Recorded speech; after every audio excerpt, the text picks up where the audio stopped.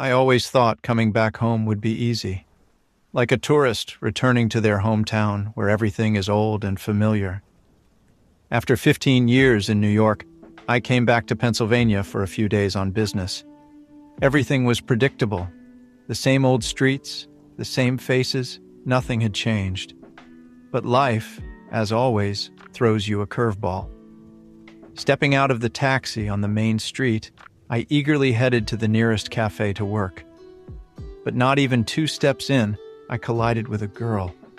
Nothing unusual at first, but when I looked up, I felt something was off. I was staring at her, and it felt like I knew her from childhood. Yet, her face was unfamiliar. "Oh, sorry. Are you okay?" She stepped back, but her gaze was so tense that I felt uneasy. After a few seconds of silence, she quietly said, You're Steven, right? We were in the same class. I froze. Panic set in my head. She said my name, but I didn't remember her.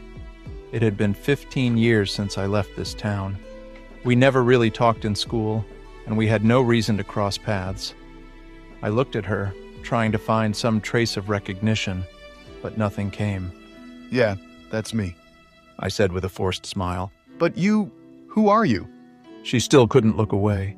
I noticed her hands trembling slightly. After another pause, she finally spoke. Jennifer. We were neighbors, you probably don't remember. But I know you haven't forgotten that night. That hit me like a ton of bricks. Jennifer, my old neighbor, someone I had completely forgotten about. The only time we ever crossed paths was that night when her family left. I was a teenager then, and something about that night felt off. But I never thought about it again. Just let it go. "Jen, wait, you disappeared. What happened that night?" Her face paled. She looked at me, and I saw something in her eyes that I couldn't quite understand. Fear, anger, all of it at once. I didn't disappear, Steven. I just left. After that night, everything went wrong. You really don't remember anything? She grabbed my hand, not letting go. Her voice was trembling, but there was something in it that made me feel like I had to know more. We sat down in the cafe, and she started telling her story about how her family had been going through financial troubles and how she had to move to another city to live with her aunt. But that was only part of it. She talked about what happened that night when her family was preparing to leave, how, just before they left, her mother had acted strangely and was hiding something, about how Jennifer had found an old photo with me, her, and her brother. And that photo seemed to explain everything. When she finished, I felt my legs give way. Everything wasn't what I had imagined. That night, that parting moment that I had never thought twice about, now seemed to be the key to so many mysteries. Why did her mother suddenly vanish? Why did Jennifer disappear from my life? We sat there in silence. I could feel the wave of forgotten memories crashing over me. Sitting here with Jennifer, I realized that not only had she changed, but so had I. We had both lost something that we could never get back. I came back, Steven. I came back to find the truth.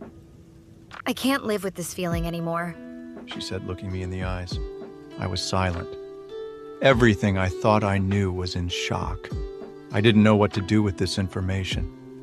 We sat there in that cafe, surrounded by the noise of the city, but each of us was lost in our own world. And the only thing I could reply was, "What do we do now?" She looked at me and said, We start by opening up all the secrets. I can't leave this in the past. We both need to understand what happened. We both stood up. It was cold outside, but I couldn't walk away from the fact that I needed to know more. And maybe this meeting was exactly what I had been searching for all these years. Discussion questions. What if you met someone from your past that you didn't remember, but who ended up changing your life? Are there moments when a random meeting changes everything in your life, as if it were meant to happen?